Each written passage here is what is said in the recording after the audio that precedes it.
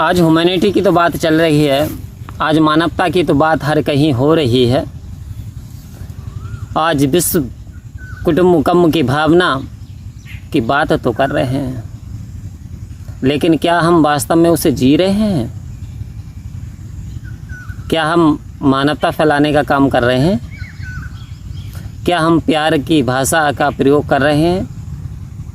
क्या वास्तव में हमने ये समझ लिया है कि ह्यूमैनिटी मानवता ज़रूरी है संसार के लिए? तो संत महात्माओं, संतों ने कहा, आग लगी आकाश में, झरझर गिरे अंगार, संत ना होते इस जग अंदर तो जल मरता संसार। वैज्ञानिक से बात करोगे तो साइंस की बात करोगे, अदर व्यक्ति से बात करोगे तो उसके पैसे के बारे में बात करोगे, लेकिन मानवता की बात करोगे तो जो पूर्ण सतगुरु हुआ करते हैं वो मानवता की बात करते हैं। मानवता, मानव, मानव, मानव, अब मान जा, अब मानव बन गया, क्योंकि जो मान गए उनका बेड़ा पार हो गया। तो संतों ने कहा, एक मानव मानव नहीं बनता, एक मानव भगवान बने। एक मनुष्य मनुष्य नहीं बन रहा आज, और एक मनुष्य भगवान की प्राप्ति कर ली, इसने भगवान की पदवी धारण कर ली। तो बात मानने की है केवल। यदि बात करें भगवान श्री राम की और रावण की, तो दोनों की राशि तो एक है, राशि राम और राशि रावण। बात करें यदि कृष्ण की और कंस की, तो दोनों की राशि एक है। बात करें गोडसे की और गांधी की, तो दोनों की राशि एक है। राशि से कुछ नहीं होता, नाम लेने से कुछ नहीं होता, नाम रखने से कुछ नहीं होता। अर्थात नाम तो रख दिया शेर सिंह, लेकिन यदि गीदड़ सामने आया तो डर के मारे भाग गए, तो नाम रखने से क्या फ़ायदा? और संत महात्माओं, ज्ञानी नाम रख दिया, लेकिन ज्ञान ओरे धोरे पता ही नहीं, चेतनता, मानवता, प्यार, सरलता, सहजता पता ही नहीं, तो फिर ज्ञानी रखने से नाम क्या फ़ायदा? तो संत महात्मा कह रहे हैं, खाली नाम से बात बनने वाली नहीं। इस प्यार को जीना होगा, इस सरलता सहजता को अपनाना होगा। संतों के का जो गुण है उन्हें लेना ही होगा,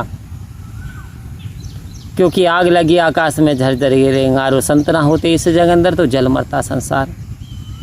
आज आकाश में कोई आग नहीं लगी, आज आग लगी है तो इंसान की वाणी में लगी हुई है। एक इंसान दूसरे को नीचा दिखाने का कार्य करने में लगा हुआ है। एक वर्ण संप्रदाय वाला दूसरे वर्ण संप्रदाय को ये सोचता है नीचे निवाना है, मेरी भाषा बड़ी है, मैं जिसे मानता हूँ वो ऊंचा है। यही वो मन मुटाव है, ऊंच नीच की भावना, मैं मेरी का मान इंसान को खाई जाता है। वास्तव में इस परमपिता परमात्मा की शक्ति को जो जान लेते हैं कि परमात्मा एक है, गॉड ओनली इज वन, ईश्वर एक है, एकम ब्रह्म द्वितीय नास्ति नास्ति, हे लोगों एक ही ईश्वर है, एक ही ब्रह्मा, कोई दूसरा नहीं है, नहीं है। जिस प्रकार से पनिहारी जब पानी भरने जाती हैं और 20-20 पनिहारी होती हैं, सब घड़े में पानी भर के वो किनारे पे रख लेती हैं, तो सूर्य सबके घड़ों में एक समान दिखाई दे रहा, 20 के 20 घड़ों में। अब एक पनिहारी दूसरी पनिहारन से कहती है कि बहन ये तो बात बता, सूरज तो एक है, परंतु तेरे घड़े में भी सूरज, मेरे घड़े में भी सूरज, एक साथ 20 घड़ों में सूरज, तो क्या इसका मतलब 20 सूरज हैं?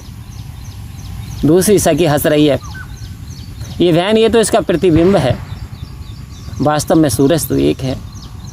आओ संत महात्माओं, राम कह लो, रहमान कह लो, रहीम कह लो, गॉड कह लो, अकाल कह लो, सत्य पुरख कह लो, कुछ भी कह लो, कृष्णा कह लो, राम कह लो, रहीम कह लो, परंतु वास्तव में राम तो एक है, कृष्ण तो एक है, निराकार तो एक है। ओमकार कह लो, निराकार कह लो, निरंकार कह लो, जिसका कोई आकार नहीं, असीम है, ये तो एक है, इसका प्रतिबिंब है, इसका रूप पूरे संसार में व्याप्त है।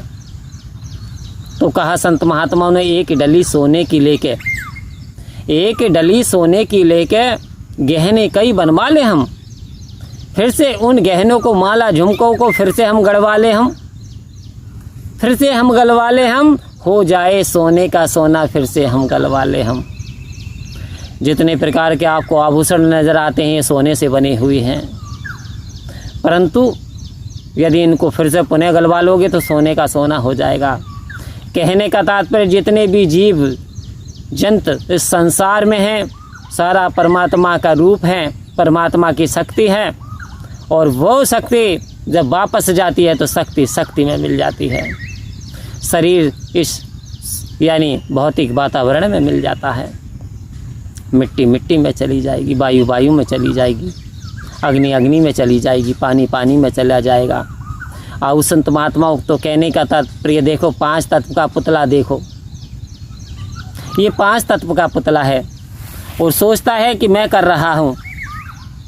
और संत महात्मा वास्तव में शहंशाह जी ने तो अवतार वाणी के अंदर एक रचना दर्ज करी कि करन करावन हार तू सब कुछ तेरे पास, और अंशंग तुझको देखे कि दास करे अरदास।